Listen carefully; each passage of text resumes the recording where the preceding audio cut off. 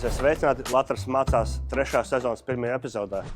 Esam Latvijas servisā, kur notiek aktīva gatavošanās šī gada sezonai. Un kā katru sezonu, mēs savu sižetus uzsākam ar tikšanos ar ekspertiem, kur mēs atskatīsimies uz 25. gada rudeni un arī ieskatīsimies 26. gada izaicinājumos lauksaimniecībā. Dodamies pie ekspertiem.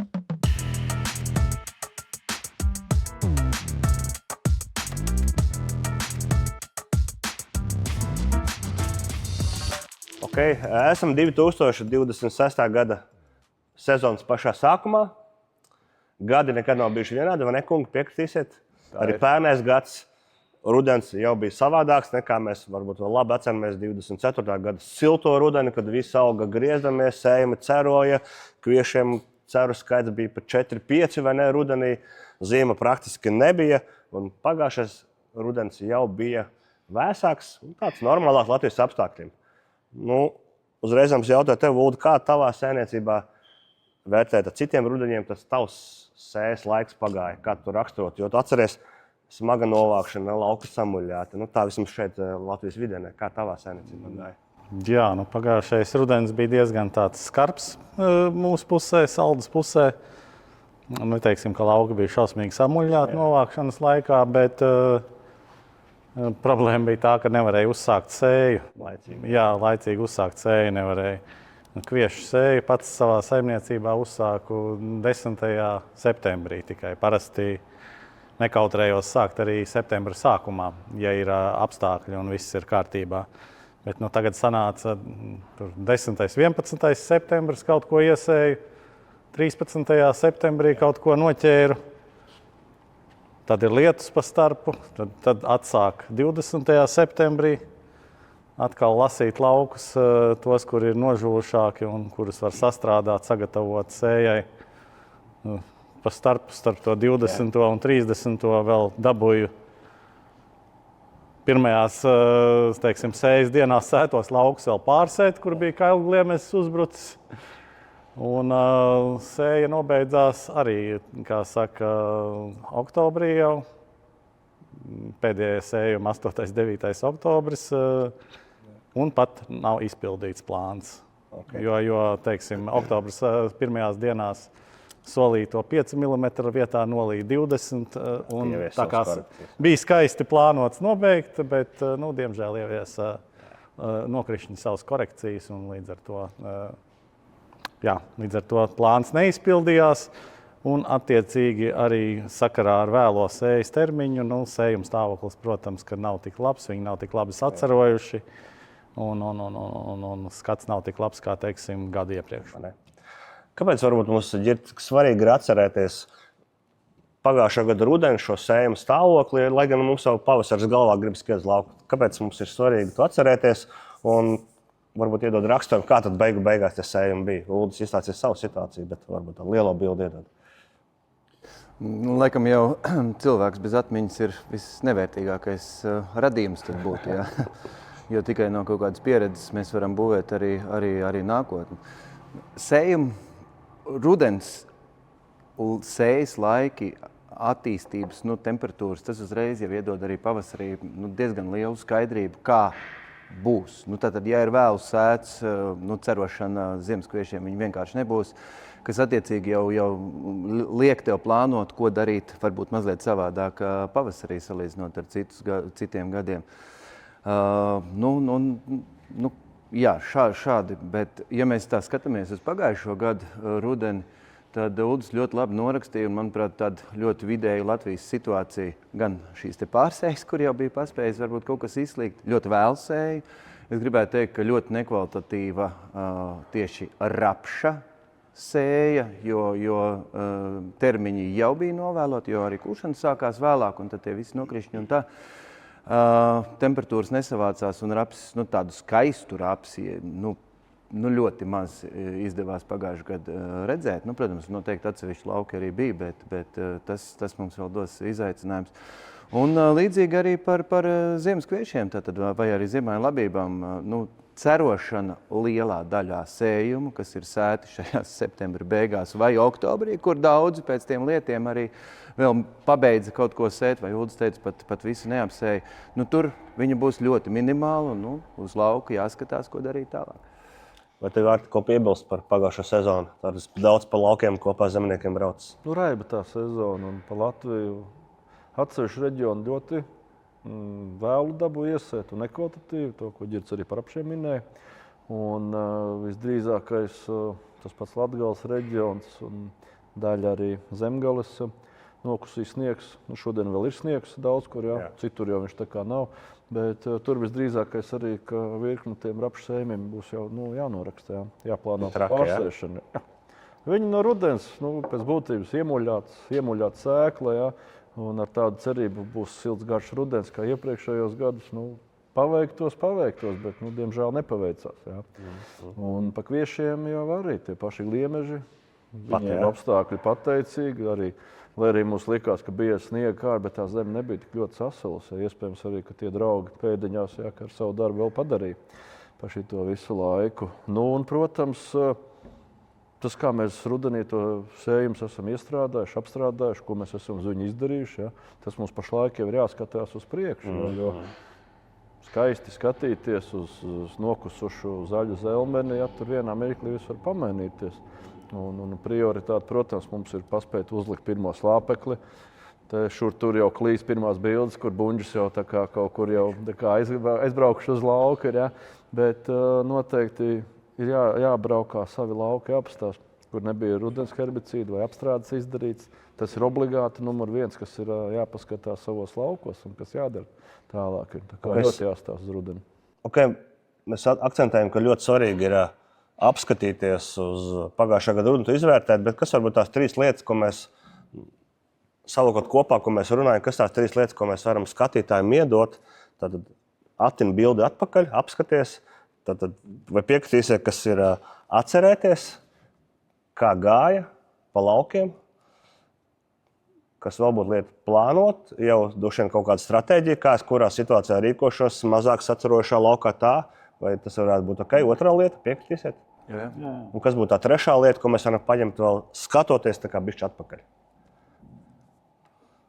Es laikam gribētu teikt, ka, ja tas nav izdarīts, būs grūti, bet vismaz piefiksēt to, kas ir darīts un kurā laikā to ir darīts, jo tas pēc tam ir daudz vienkāršāk. Es skatos, man kolēģiem arī ir kladi līdzi, tātad vismaz tur ir pierakstīts, bet kad es sēju, kur es sēju, kādu šķirni es iesēju, beigās, mēs zinām, ka tam ir jābūt, bet tie arī ir dati, kas ir nepieciešami. Jā, tieši tā, es braucu arī ar saviem laukiem un arī es domāju, kas šitam pa šķirni bija, zinu, kam pierakstīts, bet galvā jau vairs nestāv, kas ir pagājuši 3-4 mēneši, bet jau vairs galvā nestāv. Tad tās lietas, ko mēs Latvijas iesaka, tad atceramies, plānojam, un ja vēl neesam pierakstījuši, pierakstam pēdējās lietas rudenī, ko esam darījuši, tas mums tiešām palīdzēs arī uzsākt veiksmīgi nākošā gada sezonu.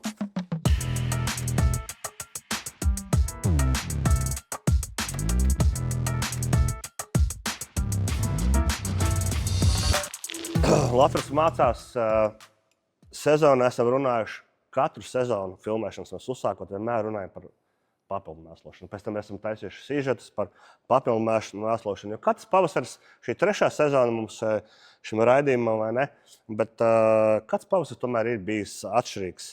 Pērn mēs bijām ļoti spēcīgi sējumi, mēs pat 2. epizodu taisījām, kurš braucu uz sēs termiņu izmēģinājumu, kur ieteicu katrā situācijā rīkoties savādāk. Un atkal es varbūt gribu ar Uldu uzsākt šo otro tēmu, kas ir mēslošanas stratēģija pavasarī. Droši vien atkal atskatoties atpakaļ un nedaudz priekšu, kādus faktors tu ņem vērā, plānojot, jau praktiski dodoties uz lauka, veikt pirmo papildu mēslošanu uz ziemājiem. Jā, nekas jau tāds ekskluzīvs nav vai nezināms, vai ne? Pirmkārt es skatos to, vai ir iestājies pavasaris. Tu ļoti labi piezīmi. Jā, kā es to vērtēju. Nevis pavasaris iestājās tad, kad tur varbūt februārī vai marta sākumā uznāk dažas siltas dienas un saulīt uzspīd, vai kā mums te populāri ir baltās saknītes raktārā. Bet tomēr skatīties uz to laika prognozi, varbūt ilgtermiņa, lai arī tur brīžiem ir kā zīlēt kafijas biezumos, bet tomēr tendences ir redzamas. Ja? Un tie paši novērojumi dabā, tās pašas mālēpes, kad reāli paliek silts, tad arī teiksim, ir tas plāns iet uz lauku un veikt to mēslošanu. Tas ir tā par to laika izvēli, jo nav jēgas, kā saka, ir bijušas pieredzes, neteiksim, tādas nepatīkamas, bet, kas tev liek pārdomāt, ka tu uzskrien pagru un pēc tam iestājās ilgstošs un vēss periods ar lieliem nokrišņiem un tavs iedotais virsmēslojums netiek izmantots, viņš visbiežāk izskalojās un labumu no tā ir maz. Tā kā tā laika izvēle ir tas pirmais, tā kā es strādāju ar granulētajiem minerālu mēsliem, tad es tomēr skatos, lai tur nav pārāk jau viss nožūs un sauss. Un, tad pēc tam jau, protams, vadoties no katra lauka agrotehniskā stāvokļa, vai viņš ir braucams vai nav braucams, un no ziemāja stāvokļa, vai viņi prasa papildus stimulēšanu pavasarī, vai arī varu neskriet pagaidīt. Apmēram tā. Okay, ļoti labi. Mēs arī pagājušajā gadā esam veikuši Latvijas mācās ietvaros vairākus lauku izmēģinājumus, kur mēs skatāmies dažādas slāpekļa mēslošanas stratēģijas atkarībā no priekšauga. Vai ne? Un jūs piekritīsiet, kungi, kad sējuma stāvoklis jau ir ļoti atkarīgs. Pavasarī, kā viņš izskatās, ja tev bijis labs priekšaugs, vai ne? Trešie kvieši minimāli augsts apsardēji, vai ne? Pēc kāds noteikti izskatās daudz, teiksim, sliktāk nekā skaisti ziemā sēt pēc rapšu vai zirņiem. Vai ne? Kāds mums viedoklis par priekšauga efektu tieši uz to mēslošanas stratēģiju? Laikam šī, mums kā agronomiem visiem šeit pie galda, laikam ir vismazākā diskusija tēma par to, vai labs priekšaugs ietekmē kaut ko no kultūraugu ražu. Tāpēc arī ir nosaukums labs priekšaugs. Tātad šī ietekme tiešām ir pozitīva un tavas pieminētie pakšaugi vai arī rapši. Protams, ka viņi dod potenciāli cerēt arī uz lielāku ražu. Vai es vienmēr teiktu, ka ir tāpēc nepieciešams lietot mazākas slāpekļa mēslojuma normas? Varbūt uzreiz nē, jo ir jāizvērtē arī šie sējas termiņi un sējuma attīstība. Jo tas, ka ir labs priekšaugs, tas tev dod cerību vai lielāku garantiju, ka arī raža būs laba. Un lielākai ražai ir nepieciešams arī vairāk slāpekļu mēslojumu. Un kaut ko ietaupot, tu beigās nebūsi izmantojis ar visu šo priekšaugu potenciālu. Un, labs priekšaugs, bet viens ir tauriņzieds, kas teorētiski piesaista šo slāpekli, kur pārsvarā jau izmanto tomēr rudenī un rudens attīstībai.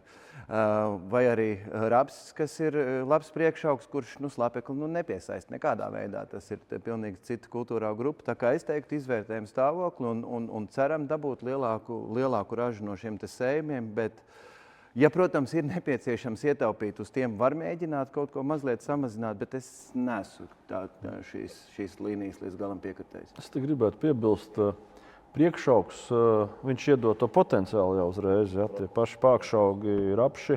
Vidēji tas ir ap 1 tonu, ja mēs pret atkārtotiem kviešiem skatāmies. Ja. Bet viņš mums iedod to, ka tur jau potenciāls ir lielāks. Ja. Mums jārēķina arī, ka slāpeklis ir vairāk vajadzīgs pie tās lielās ražas. Ja.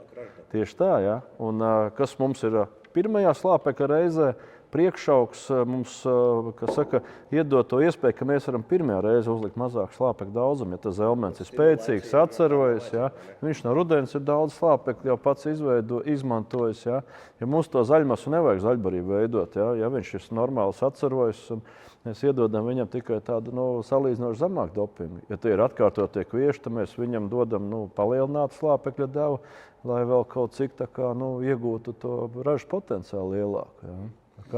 Bet tava saimniecība ir līdzīgas, kā agronomi iesaka arī atkarībā no priekšauga, arī samazina, ietaupa vai tomēr dod virsū, jo tur ir potenciāls, lai skatu. Pirmkārt, es gribētu ģirtam piekrist, ka tomēr sējuma stāvoklis ir jāvērtē. It sevišķi pirmajā mēslojuma reizē ir jāvērtē sējuma stāvoklis. Protams, ka viņš ir normāls priekšaugs un rudenī mums ar sēju viss būs izdevies, tad arī tas sējuma stāvoklis tur būs labāks. Un līdz ar to mēs varam vai nu neskriet pirmos laukus, mēslojot šos labos laukus, un arī skatīties, varbūt mazliet samazināt pirmajā reizē. Ja. Bet kopumā es arī piekrītu tam par to ražas potenciālu. Tā arī es daru, un sanāk tāpat, kad tajos laukos, kur ir labs priekšaugs, es ziemas kviešiem kopumā dodu vairāk slāpekļa, bet daru to 2. vai 3. reizē, kvalitātes reizē, lai šim, ja es redzu, ka tur ir potenciāls jau pirms 3. mēslošanas reizes, es redzu tur apmēram potenciālu, un lai nodrošinātu kviešu kvalitāti, graudu kvalitāti tieši, tad tam laukam tiek vairāk. Jo tās ir, kā Artis teica, tās ir manā novērojumos ne tikai tonna, tās ir tonna pusotra vismaz. Es to vidējo tādu. Jā, vidējo. Es pat teiktu līdz 2. Tas svārstās. Atkarībā arī no gada un klimatiskiem apstākļiem, protams. Un ko vēl gribētu piebilst, mēs pašlaik runājam par slāpekli. Tā kā pamats, jā. Bet paturam prātā pagājušā gada rudeni situāciju lauksaimniecībā, ražas un viss, tas daudz nav uzlikuši fosforu kālē jau 2. vai 3. gadu, kā kuram, jā. Tāda situācija bija. Mans ieteikums būtu, ja ir iespēja tomēr to pašu NPK kaut kādu startam pavasarī iedodam, lai vismaz ir kaut kāds, kaut vai nepietiekoši, bet tomēr neliels daudzums no fosforu kālē arī tiem augiem ir pieejams. Super. Savalkot kopā, tad ļoti viegli man bija izkristalizēt tās galvenās 3 atziņas, ko mēs varam skatītājiem arī iedot. Tātad vērtējam laikapstākļus un darām mēslošanu tad, kad ir iestājis pavasaris. Tā pa īsto, vai ne? Piekrītam.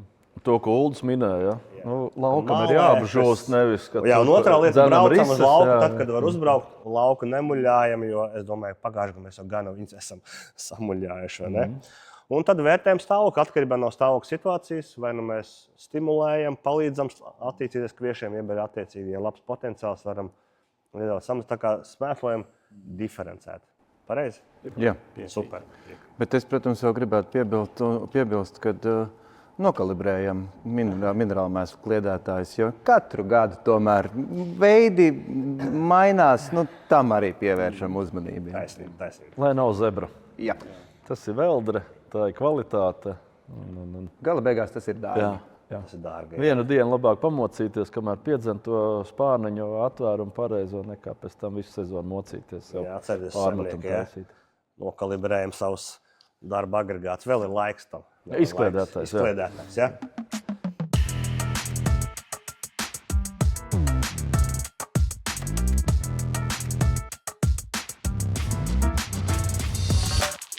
Pievēršamies nākošajai tādā zīmīgai tēmai, ko šodien kungi pavasara Dunā, vai ne? Šeit laba atmosfēra tādai steidzīgai Dunai. Gribu izrunāt, ir nezāles.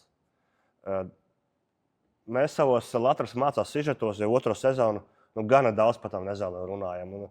Man jau liekas, ka reizēm varbūt tā kā pa daudz, bet beigās skatoties, kas notiek, laikam jau par nezālēm un to ierobežošanu un problēmu nezālēm, rezistenci, viendīglap nezālēm, runāt, laikam, nav par daudz, jo, kā mēs redzam, tā ir problēma.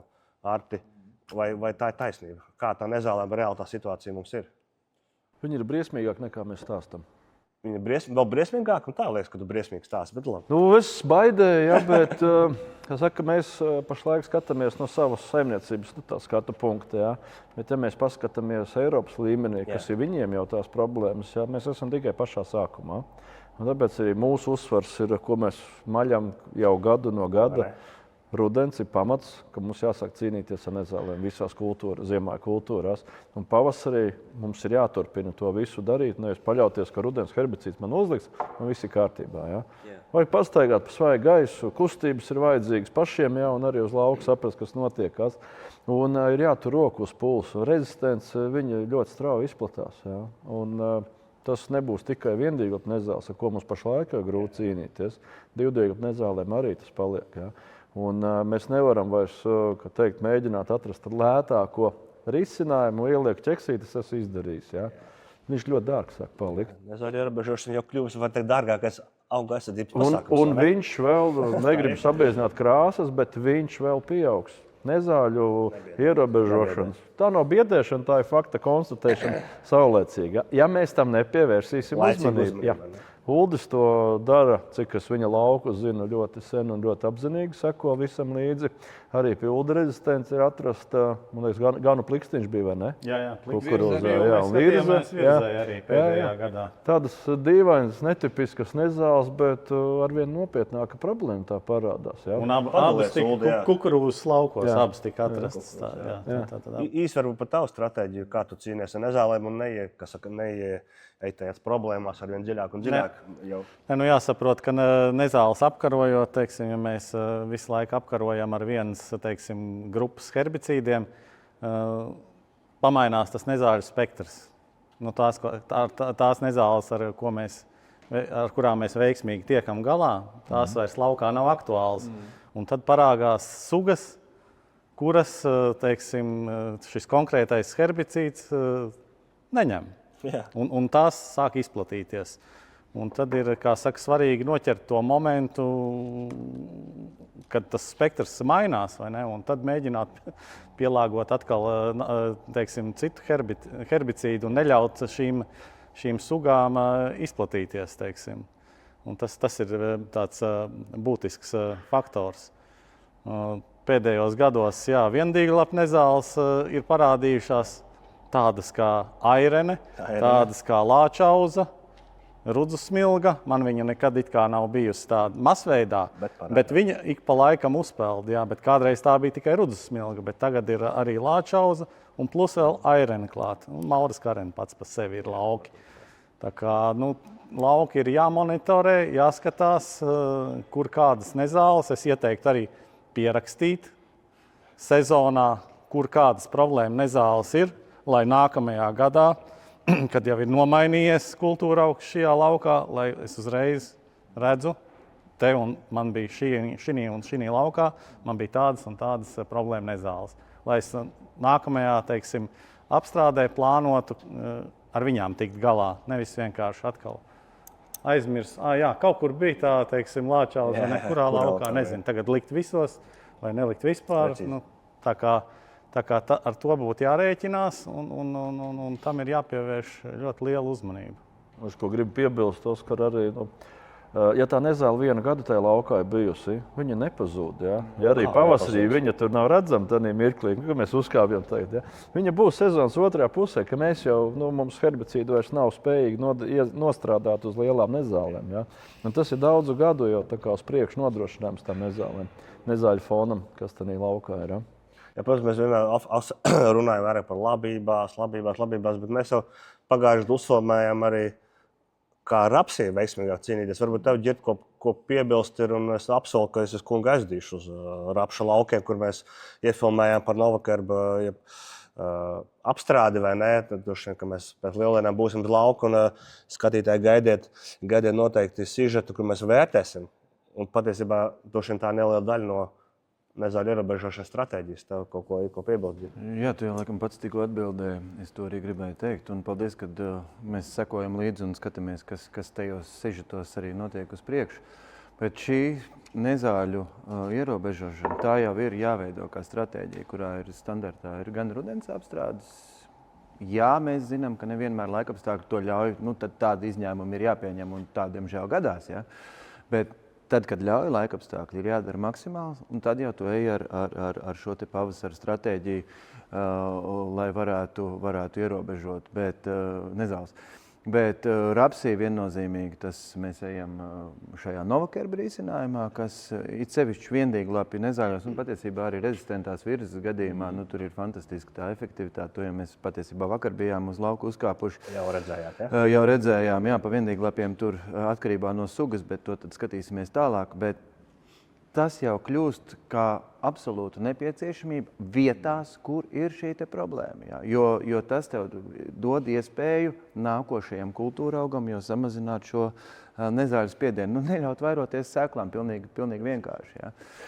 Un līdzīgi arī kviešos vai citos ziemāju labībās. Šī te rudens apstrāde ar attiecīgajiem produktiem ir nepieciešama. Protams, redzēsim, kā tas būs uz priekšu, jo produktu skaits samazinās, darbīgo vielu skaits samazinās un atkal, līdzīgi kā Uldis teica, viss paliek uz vienu darbīgo vielu turpmāk. Jā? Un tas jau ir diezgan bīstami.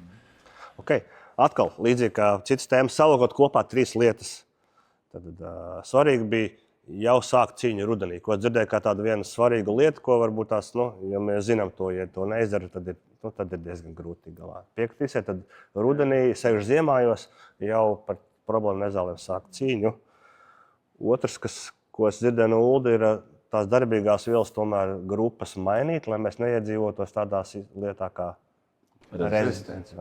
Un Ulds teica arī pierakstīt. Jā, un trešā lieta, lai nav dārgi vai kaut kā jābrauc visi lauki vienādi, tomēr pierakstīt, tīpaši to var darīt vasaras periodā, kad ir tās skaras vai ne, ja nav izdarīts precīzi. Pierakstīt, kuros laukos tās problēma nezāles ir, lai veidot atkal diferencētu tādu stratēģiju. Tas būtu tās 3 lietas. Tu arī pie tās trešās lietas piebilst varētu to, ko mēs seminārā runājam. Ja? Mums nevajag visu lauku nosmedzināt, ja mūs no lauka malas tas sāk nākt iekšā. Ja? Tā kā arī to var tādu profilaktisku apstrādi, kā teikt, saulēcīgi izdarīt. Un visās kultūrās, ja? Tie nav tikai rapši, kur mums ir novakarbs vai graudaugi, kur mums ir savi risinājumi. Mums arī pākšaugos un citās kultūrās ir risinājumi jāmeklē. Tur visur ir tā cīņa, jo ļoti skaisti, diemžēl jāsaka, ja? Pupas un vārpata ļoti sasiets kopā ir. Diemžēl, ja? Tā ir. Pupās mēs sākumā skatāmies, un pēc tam ir garais periods, ka vārpat ļoti skaisti var savairoties. Rudenī mums teiks, pēc kā mums kaut ko tur miglot, jo ar glifosātu, ja mums viss tā pati skaisti. Sadiskojam vēl vairāk to sakneņu, sasmalcinam, ja, un kviešos mums pēc gada jau ir paklājs. Būsim reāli, ne tikai vārpat, bet arī vēlāk dīkstošas gan lačaus. Tas tāds uzskatāms piemērs, ko vārpats restā iekrīt acīs. Ja. Vēl tikai nobeigumam neaizmirstam arī glifosāts. Es zinu, ka visi pasauli runā par glifosātiem, bet ir vieta viņai. Tā ir absolūta vieta arī pēc kultūraugu novākšanas tikt galā ar šiem te viendīglēpniem. Neaizmirstam. Izmantojam pilnu spektru no piedāvātiem herbicīdiem, kamēr viņi ir vietas pieejams, lai nav neiedzīvamas rezistencēm. Mums patiesībā ir prieks, kad arī mūsu Latvijas zinātnieki ir iesaistījuši dažādos projektos un varbūt beidzot Latvijā sākuši risināt nezāļu rezistences jautājumus. Un ja tavā laukā lauksaimnieki ir aizdomas par kādu lauku, kur ir kāda nezāļu rezistence, pirmajā komentārā apakšā zem šī video ir links, kur to var aizpildīt, atzīmēt, kādas sugas varbūt tev šķiet, kad ir rezistences pret herbicīdiem, atstāt savu kontaktu, lai zinātnieki var iespējams tos laukus varbūt arī apsakot. Tā kā izmanto šo iespēju. Man vēl viena piebilde par nezāļu ieviešanos laukā ir, ko es pagājušajā gadā novēroju un rādīju pāris speciālistiem, kas ķīmiju izplatīja. Tās ir laukmalas un zaļās joslas. Jep. Diemžēl tika novērots masveida, invāzija ar jumtauzu, ar lāčauzu, rudusmilgu. No zaļām joslām. Jā, tieši zaļajās joslās viņa aug kā paklājs, ne pašā grāvī, bet tieši zaļajās joslās viņa aug kā paklājs. Ja mēs tur sagaidām, kad sēkla nobirst, mēs sev radām milzas problēmas. Jāpļauj laicīgi.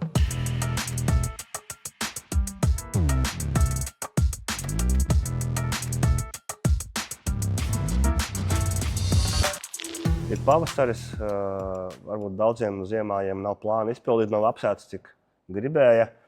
Tā vasarā sēta pat ir stūra. Tā situācija ekonomiskā ir kāda ir. Un tās ražības ir tādas, un cenas biržās produkcijai staigā tā vai tā. Draugi, ko sēt pavasarī? Ir retorisks, viegls jautājums, ko izvēlēties, kādu kultūra augu. Varbūt kaut kāda stratēģija savādāk nekā pērn vai citus gadus eksperti. Jā, paldies, Oskar. Es tā ātri pārtinu galvā. It kā mēs pēdējos 3 gadus esam runājuši par vieniem un tiem pašiem izaicinājumiem tieši par rentabilitāti un sevišķi par vasarāju kultūraugiem. Es teiktu, ka šis gads Ulda gadījumā noteikti būs savādāk. Viņam vajag lobarībai, to, ko viņam vajag, viņš to arī audzēs, bet ir jāizvēlās kultūraugi, kuriem ir nepieciešams pēc iespējas mazāk ieguldījumu. Tas, laikam, ir tas domgājiens, kā līdzīgi zirņi vai arī pupām. Tas slāpekļu mēslējums viņš nav nepieciešams vai ir salīdzinoši mazā normā. tas, protams, būtu kā izvēles iespēja. Tad, mēs tad mazliet esam šodien, mēs nerunāsim tik daudz, bet Līni kā kultūraugs, kuram tas slāpeklis, tie 30, 40 tīrvielā, tas ir nepieciešams, kas arī salīdzinoši lēti veidojās jau šī izaudzēšana. Jā, un tad es teiktu, varbūt parādoties arī kvalitatīviem insekticīdiem, sistēmas insekticīdiem, var mēģināt arī to vasaras rapsi izaudzēt, jo rapši tā cena dēļ visiem šiem naftas cenu kāpumiem arī ir uzkāpus salīdzinoši augstā līmenī. Arī to ir iespējams apskatīties un padomāt par to. Tad, protams, paliek vasaras kvieši, vasaras mieži, un tas jau ir lēmums katram jāpieņem savā saimniecībā, kā tas iet ekonomiski. Pakšaugi. Tas ir viennozīmīgi. Mums jāpadomā arī par sējumu struktūru. Mēs nevaram tikai viena gada termiņā skatīties. Un mums nav obligāti šogad arī jāapsē visi lauki ar kultūrām. Ja mēs redzam, kas ir biržā, un mēs saprotam, kāda situācija. Varbūt ir vērts kaut kādus laukus atstāt papuvē, zaļmēslojumā vai kā, salabot viņus. Melorācijas sistēmas, kaļķošanas, lai mēs sākam jau zemi gatavot priekš nākošā gada rudens kultūrām. Arī tas būtu tāds viens no, risinājumiem. Bišķi tālāk jāpaskatās uz priekšu. Jā, precīzi salikot kopā, tad viens, ko dzirdu, sēt kultūraugs ar mazāk ieguldījumiem, kur ir kultūraugs tev dod mazākus ieguldījumus tavā saimniecībā? Es tā neskatos uz to. Ģirds jau pareizi raksturoja. Mana sējuma struktūra iziet no vajadzībām pēc lopbarības, kā jauktajai saimniecībai. Tātad mans galvenais pamatkultūraugs vasarājs tās ir lopbarības pupas, kas man nodrošina ganāmpulkam proteīnu. Tas ir proteīna augs. Un tad attiecīgi arī vasaras mieži, kas ir vajadzīgi lopbarībai, kukurūzu skābbarībai, kas nāk pats pa sevi. Un, kā Artis pareizi minēja, mums arī jādomā pa augu maiņu, tāpēc arī es sēšu nedaudz vasaras rapsi. Salīdzinot laukā, kurā ziemas rapsis man neaug. Tātad, kas nav piemērots ziemas rapšu audzēšanai, un lai tur nodrošinātu augu maiņu, lai tur būtu, labāks priekšaugs kviešiem reiz pa reizei, tad ir jāpadomā arī par kultūra augu maiņu, kas palīdz arī apkarot tās pašas nezāles. Jo stratēģija un herbicīdi, ar kādiem mēs apkarojam dažādos kultūra augos, ir atšķirīgi, vai ne? Līdz ar to tas palīdz arī. Salikot kopā, tad sējam kultūra augu, kur ir mazāks ieguldījums, un tiem mēs sakam, tie ir pakšaugi. Otrā lieta, ko es no jums dzirdēju, ja tas raps nav izdevies, un lai auga maiņa mums jāievēro, tad mēs iedrošinām varbūt sēt, mēģināt to vasaras rapsi, jo atceramies, kādreiz mums bija arī labi veiksmes stāsti, vai ne? Un tā ekonomika, ja parēķinam, patiesībā pie šīm cenām nemaz nav tik slikta, varētu pateikt, ir laba. Un trešā lieta, protams, jāatcerās augu maiņa, vasarāji, pakšaugi, rapši ir labākie priekšaugi attiecīgi pēc tam ziemājiem, no kuriem tam mēs varam atkal attiecīgi nopelnīt. Un iespējams arī, ja vajag sakārtot kādu lauku, neapsēt, melorācija, nezāles, jebkas, ko varam. Tas būtu kopsavilkums par šo sadaļu. Precīzi, jā. Precīzi, vai ne?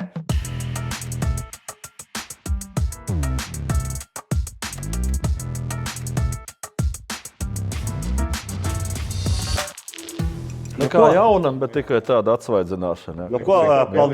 Paldies, eksperti, nekavēsimies. Pavasaris ir klāta, dodamies uz lauka, vērtēt, skatīties. Tā kā, dargie skatītāji, sekojiet līdzi Latraps mācās šīs sezonas epizodēm, kuras tūlīt pat jau būs nākošās epizodes, cik filmētas. Paldies vēlreiz, eksperti, un uz tikšanos uz lauka, teiksim tā, agronomi. Paldies!